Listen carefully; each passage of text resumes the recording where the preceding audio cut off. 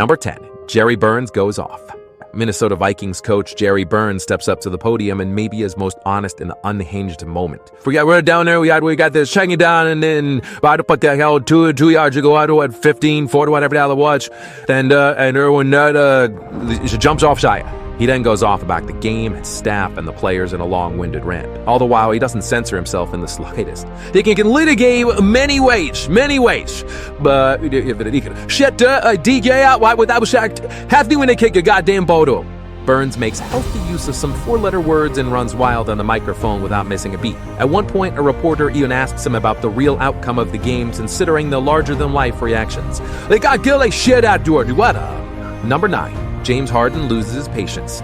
During his tenure with the Houston Rockets, one game against the Portland Trailblazers in 2014 saw him struggle tremendously. The moment came after James Harden and his team went down 2 games against their opponents in a key series. Following some direct questions, the shooting guard reveals his true feelings after the relatively normal interview ends. We like your all swerver, but he do this to reveal his... This includes some off-camera quotes about percentages and even some name-calling on the part of Harden. Clearly frustrated, the player apparently needed a little more time to collect his thoughts before continuing. It's also funny to hear that he reportedly called one of the reporters a weirdo afterwards. Number 8. Terrell Owens cries. It's really unfair. It's really unfair. After the Dallas Cowboys lost in the playoffs to the New York Giants, wide receiver Terrell Owens wears his emotions on his sleeve in the postgame breakdown. He pushes back about individual criticism toward his teammates. Beginning to tear up, the player defends the likes of Tony Romo and proves his loyalty to the organization. It's my quarterback. Maybe you guys do that, man. It's on a bear. The sunglasses are hiding part of his reaction, but he's definitely an open book in this appearance. Some saw Owens as commendable, while others deemed it as overly dramatic. But if one thing's for certain, it's that Owens clearly loves the game and his fellow Cowboys. We lost her the team, man. Number 7. Dennis Green doesn't let anybody off the hook. The Bears are what we thought they were. 2006, following a loss to the Chicago Bears, Arizona Cardinals head coach Dennis Green didn't know anything back. His emotional reaction after the close game became a viral clip of sorts for its intensity. Critical of his team's performance, Green also mentions the slick actions of his opponents. It even drives them to get physical at one point. That, if you were to drown them, they'd drown their ass. The coach hits the podium in anger, jostling the microphone in front of him. He isn't done either as he prepares to unleash a notable quote. But they are evil, we thought they were! If this is how he talked to the press, we can only imagine the kind of pep talk he gave his players that day. And we've had him all talk! Number 6. Joe Namath gets drunk. Joe Namath was a star player on the New York Jets, becoming a legend for the franchise and earning a place in the Pro Football Hall of Fame. I believe everything that anyone else tells you watch Chat play impresses needed safety it versus them. No stranger to interviews, this exchange from 2003 should have been an easy chance for him to offer up his perspective on the sport. And if the Jets can support him, they will win the championship. It quickly turns south, though, as the star appears to be a little tipsy. This leads to some slurred answers from Namath, after which he even makes some advances on the interviewer.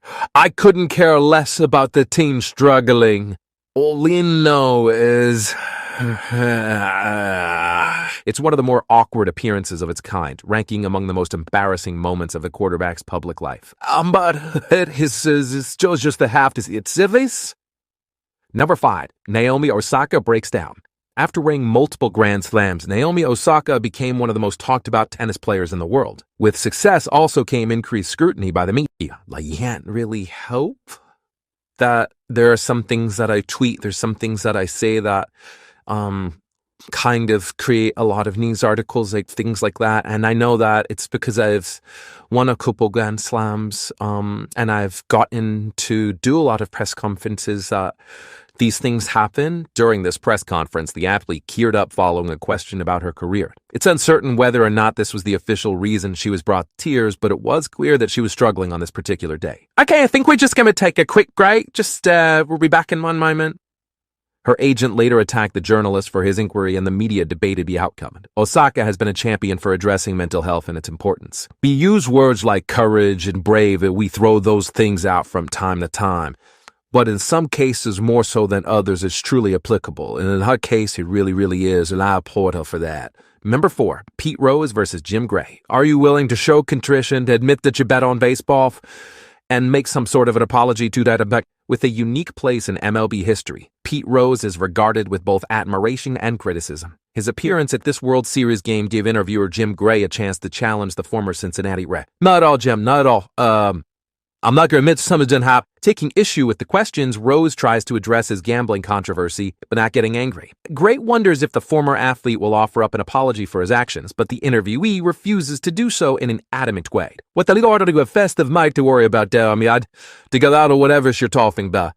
But two men begin to argue over details about Rose's status with the league. It all becomes an interrogation of sorts as the conversation reaches the stalemate. Yeah, I'm surprised you're bombarding me like this. I mean, I'm doing an interview with you on a great night, a great occasion, a great ovation. Everybody sees a good mood, and you're bringing up something that happened 10 years ago. Ending on a sour note, the entire back and forth ends before the retired player can finish criticizing the NBC sports personality. Number 3, Jim Rome versus Jim Everett. On an episode of the talk show Talk 2, host Jim Rome picks the wrong fight with a football player. He interviews Jim Everett and decides to make a cheap joke about the quarterback's name. Jim, good to have you on the show. Good to be here, Jim. Thank you. Shit, Dad. Hearth Everett. Good to have you on the show. Everett doesn't take kindly to the joke, warning Rome that he's not a fan of the comparison to tennis player Chris Evert. The interviewer fails to take the hint and decides to double down. Unsurprisingly, the athlete takes this personally. Chris... Nobody expected him to go quite that hard, though, with the guest charging the presenter in a violent and chaotic moment. Thankfully for the host, the scuffle stops before anybody gets seriously hurt. Oh, during that, we did do anything to validate I think that I would care looking back far that if there's any I look at that far freak that wants to do an interview with who never left a room, I would say the big Number 2, Allen Iverson taught practice. I mean, who we talking about? In one of the greatest memes ever, the Sixers legend gives an incredible after-action report. He starts to lament the state of sports journalism, going on an amazing rant in the process. This all happens in a moment that should have been about his future with Philadelphia, saying practice over and over again. Allen Iverson builds a memorable speech out of a one-word prompt. We sitting here, I supposed to be the franchise player, and we in here talking about practice. I mean, listen, we talking about practice. Not a game. We talking about practice. You could try to keep up with him, but honestly, we lost count after a few minutes. One could argue whether or not this helped Iverson's legacy, but nobody can dispute disappearance as being an entertaining piece of sports history. It's strange to me too, but we talking about practice, man. We're not even talking about the game, the actual game. When it matters, we talking about practice. Before we unveil our number 1 pick, here are a few honorable, or shall we say dishonorable mentions. Dan Boyle. This defenseman had it out for one reporter. Oh, we respect you. With the respect for my teammates. Just so you know, at least like. But somebody like you tried to barely fuff him. Cuts all the John Tortorella. It was Brooksy's moment to shine. You know, Redden sticks up for his teammates the other night then, and you come out with some sarcastic article? It was funny. It was funny? Yeah. You know what? He'll probably beat up in the bus stop most of the time, so Mike Tyson, he's never been the easiest to interview. Oh, what happened? Mike, why do you have to talk like that? Well, haven't talked to me the way I want to talk to you. Do you have a problem? Turn off your station. You know what? I think we'll end the discussion right now. Then we could. You got it. Have a nice fight, Mike. Jim Moore. Playoffs? Playoffs? Go talk about playoffs? You kidding me? Playoffs? Garrick Anderson. Okay. Mouthing was funny. I'll go out there and laugh. It's not funny. Nothing's funny than I don't want to go out there and get embarrassed on Monday Night Football in front of everybody. That's why I'm asking you. Well, I'm telling everybody else. We're talking. Do start talking. What was the context? Sorry. I'm not doing. Number 1, Mayweather versus Merchant. Following his win against Victor Ortiz, Floyd Mayweather wasn't done fighting just yet. He also asked to get through interviewer Larry Merchant. During the post-fight interview, Merchant's analysis didn't impress the champ, and a verbal altercation ensued between the two. No, you're not allowed to, because you never give me your fetish. You know that? John the one that you taught the Victor too, so I... Disregarding the age difference, Mayweather treats the announcer like another fighter. The elder statesman even threatens to throw down with his interviewee. I wish I was 50 years young, and I'd check your eye. Based on their body language, it's evident that the exchange could have easily come to blows. This wouldn't be the first or last time that the undefeated athlete went after somebody for questioning him. Once again, we talk of the Ryan King, a man of many traits, a master of nothing. Did we forget a strange interview worth noting? Let us know in the comments below. It's like the best door that it did. We didn't try me with his daughter receiving like trash, and it didn't act the result you all getting. Don't you ever tell the boy.